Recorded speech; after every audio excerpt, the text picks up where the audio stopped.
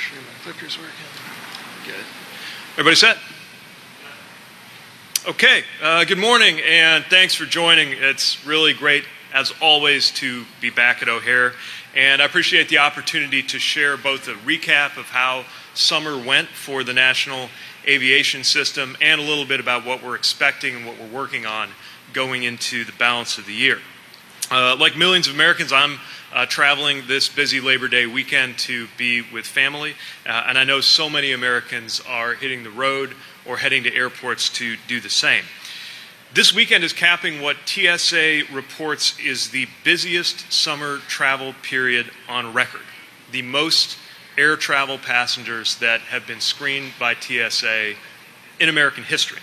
And so we've got a lot of important updates, including a lot of good news to share about air travel ahead. I do want to pause first to reflect on how far we've come. It wasn't that long ago that we were in the middle of the pandemic, and the biggest concern around this year we have seen significant improvement.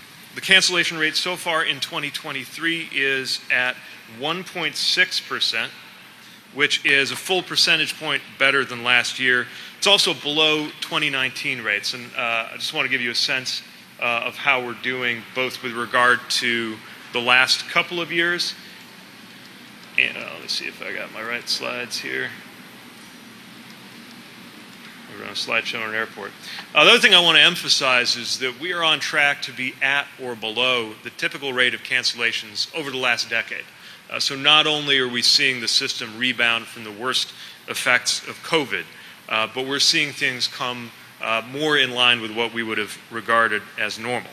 Now, that doesn't mean that the system was immune from some tough travel days this year and this summer. Most of the rough days that we did see this year had to do with storms that affected hubs, which then had cascading effects.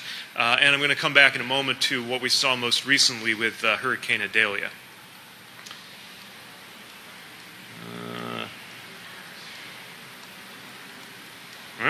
Okay, now I want to talk about delay minutes.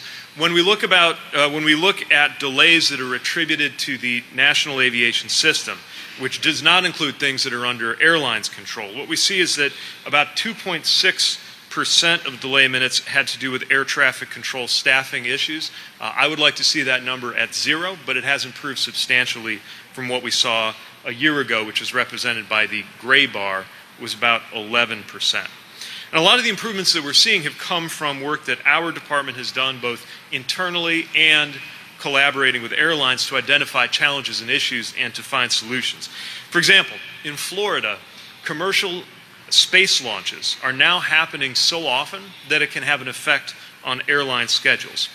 So we're engaging that growing industry to try to keep peak airline travel times clear of space launches when there has to be a window, a box created both in time and in space to deconflict the airspace and make sure that those launches are safe. We've also authorized 169 new, more efficient flight routes made possible through GPS technology that save time and money by requiring effectively less mileage as the aircraft is flying.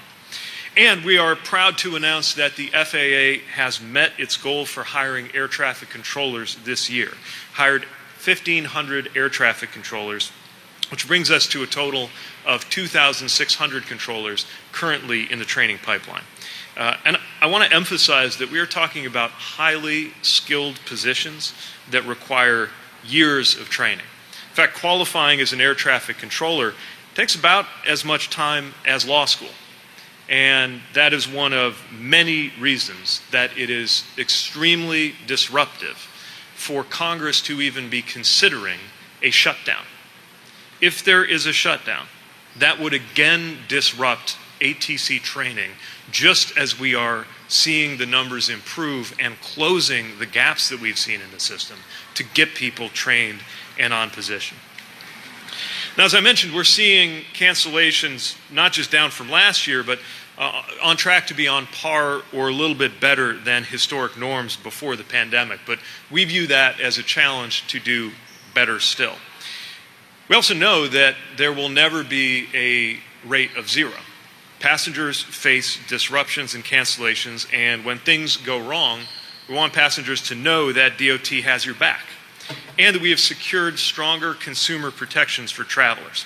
So it's very important for passengers to know their rights. A few recent updates I want to share. Earlier this week, we announced a $4.1 million fine against American Airlines for keeping flights on the tarmac for long periods of time without letting passengers off. Now, that is our department's largest ever penalty for violating the tarmac delay rule. When flights were canceled or significantly changed and passengers no longer wish to travel, we have helped them get over $2.5 billion and counting in refunds. And we have issued a final rule requiring airline lavatories to be more accessible for wheelchair users. We have begun work on a series of new rules that would require airlines to get rid of junk fees for things like being seated next to your kids, and for the first time in history, to require that airlines compensate passengers when the airline causes a major delay or cancellation.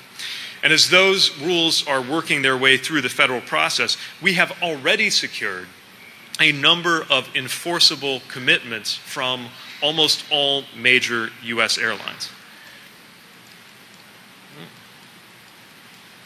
Well, all right, there we go. I want to show you a little before and after picture. Before the efforts that we undertook last summer, none of the 10 largest airlines in the U.S. guaranteed meals, hotels, or ground transportation to passengers when they caused a cancellation.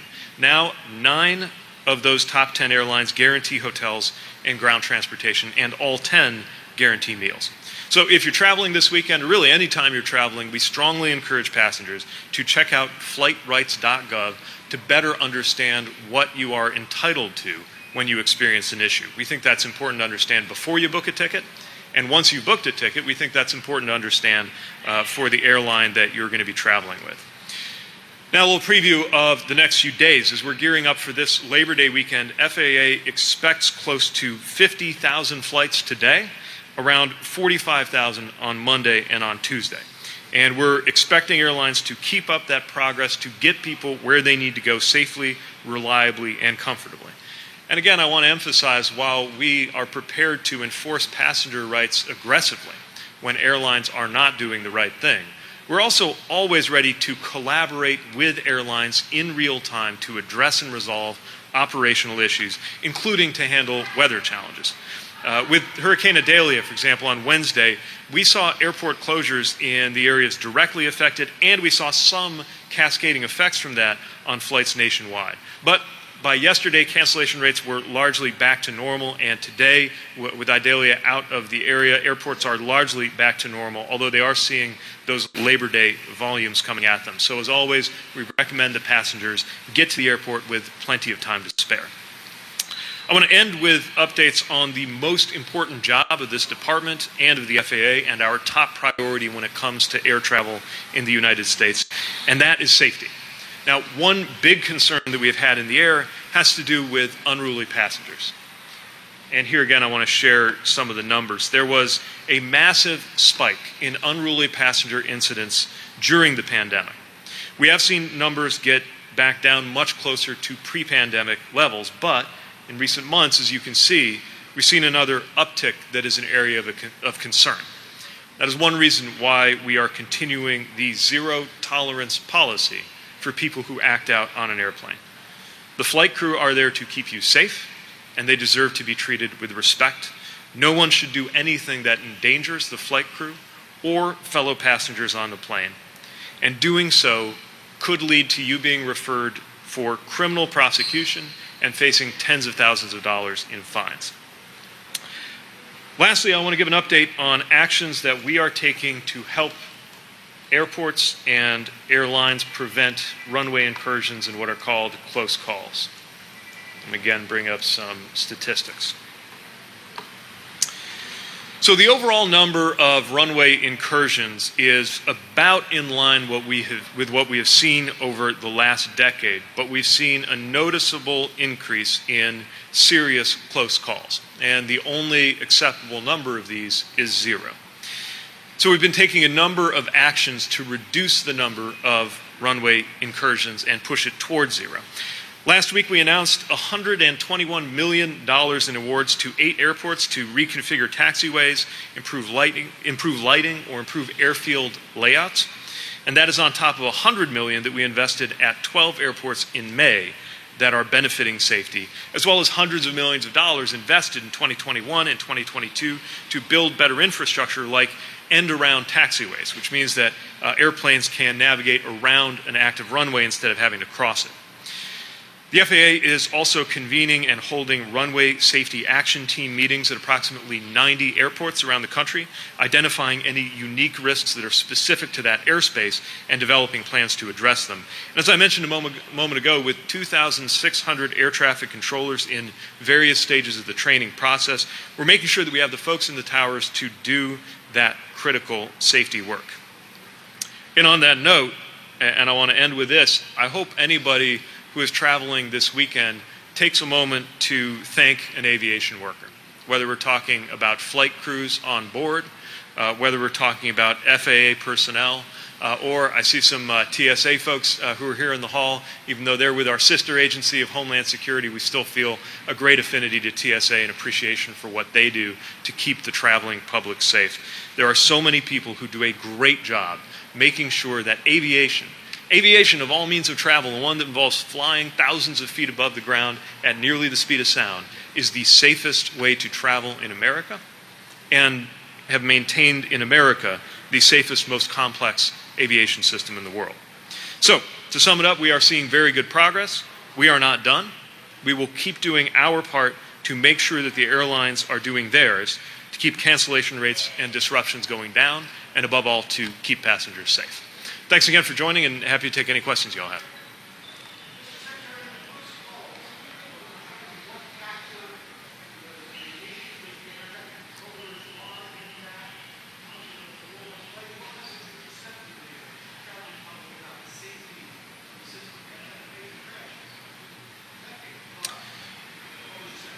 Yeah, again, I would begin by emphasizing that traveling by air is the safest way to travel, and that we have the safest, most complex airspace in the world. Now, as we work through the data and assess what has happened in these cases, the truth is there is no single cause or single issue that explains it. Sometimes we have seen issues with pilots, sometimes we have seen issues with controllers, sometimes we've seen an issue with ground crews. That's one of the reasons why we're really making a system-wide push to have greater awareness of safety. That includes situational awareness on the ground and in the cockpit. It includes an emphasis on readbacks, making sure that pilots and controllers read back accurate information and understand each other clearly. Also, we're doubling down on the importance of the sterile cockpit, the idea that until you're at 10,000 feet, there's no discussion or conversation in the cockpit about anything besides the immediate safety information. We're also assessing how technology can play a role. Part of why these close calls have not turned into something worse is that even if one layer of the system didn't catch the issue, another one did. So if there was human failure, then the technology kicked in. If the technology wasn't there, then an additional human spotted an issue. We're looking at what other technologies could play a role, and sometimes it's higher tech, like the ground surveillance systems. Sometimes it's concrete and asphalt. That's why we're also investing in better, safer design so we have fewer runway crossings in the first place. And let me again come to the numbers just to give a sense. So in terms of the rate, if you look over the course of the last decade, that top line, that kind of normalizes it per million flights. So we're seeing right now is a level that is lower per flight than it was in the middle of the decade, but it is higher than we want it because anything greater than zero is higher than we want it. And what you see in the bars below is that there are different categories. And actually the smallest sliver, that orange stripe you can barely see at the top, those are the ones we're most worried about. We have extremely high standards for close calls. Sometimes an airplane could come within half a mile of another airplane, and if it wasn't supposed to, we're booking that as a close call, and we're looking into how to prevent it from happening again. It's that level of rigor and attention that is designed to keep the traveling public safe.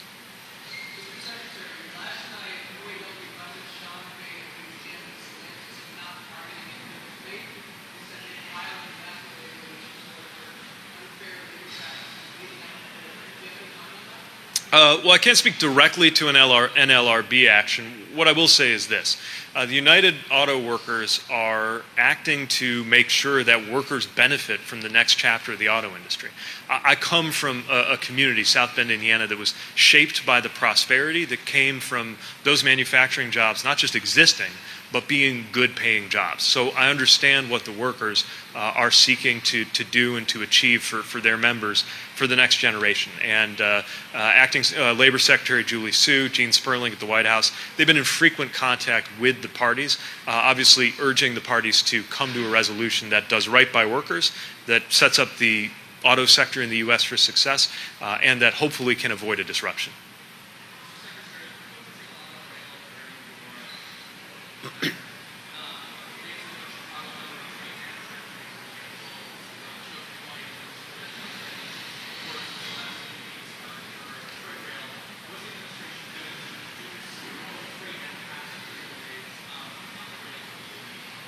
So part of what we're doing is investing in the physical infrastructure, and that could be something that might seem relatively small in the grand scheme of things, like the moving of a railroad and siding that we saw in Elkhart, Indiana, the day before yesterday. But it's a really big deal for that community, not least because that's very close to a school, and when trains get backed up there, people have an issue, a safety issue, getting to school.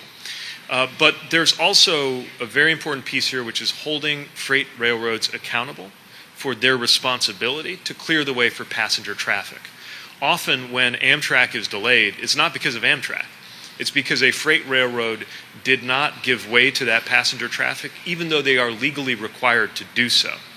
The Surface Transportation Board, led by a Chicagoan, Chair Oberman, is taking a hard look at that, and I think we are entering an era of greater accountability for freight railroads to make sure that passenger traffic gets prioritized as the law says it should be.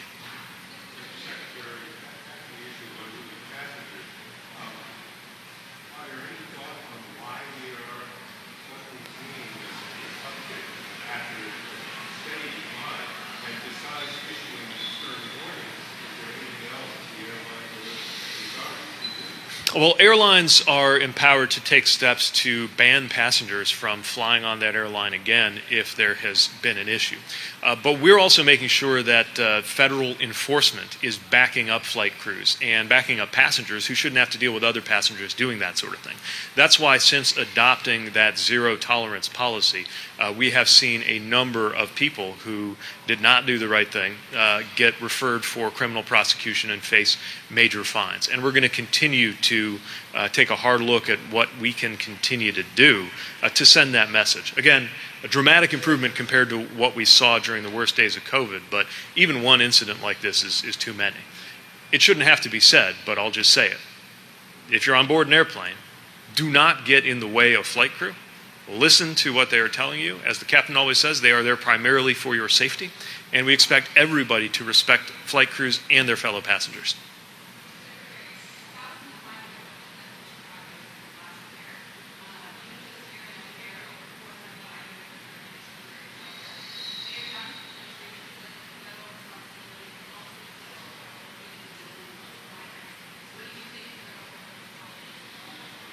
Well, the biggest thing that we need is comprehensive reform, which unfortunately some of the very same voices who seem quick to embrace this issue as a political football will also be some of the first to get in the way of any kind of bipartisan work to have the reform that is needed for human reasons and for economic reasons. There are other elements I'm not as well briefed on from the transportation side when it comes to immigration work, but from a transportation perspective, I'll say our top priority is always going to be safety.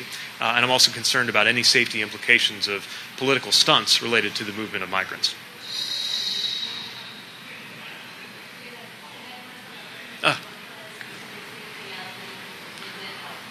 Puedo trabajar, pero se necesita mis papeles para decirlo bien.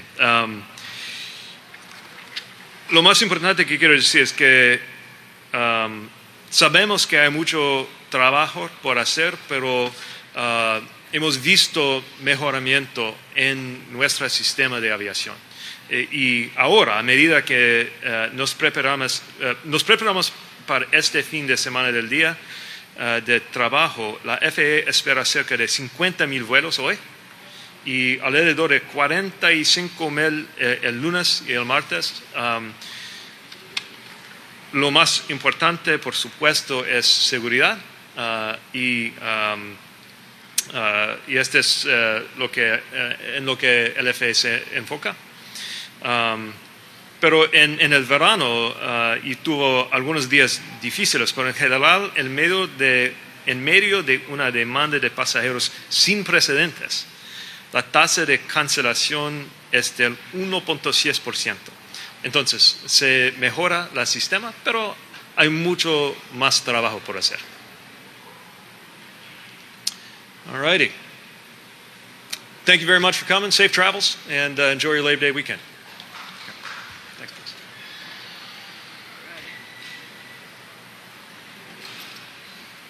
Hopefully my flight's on time. All right. Take care, everybody.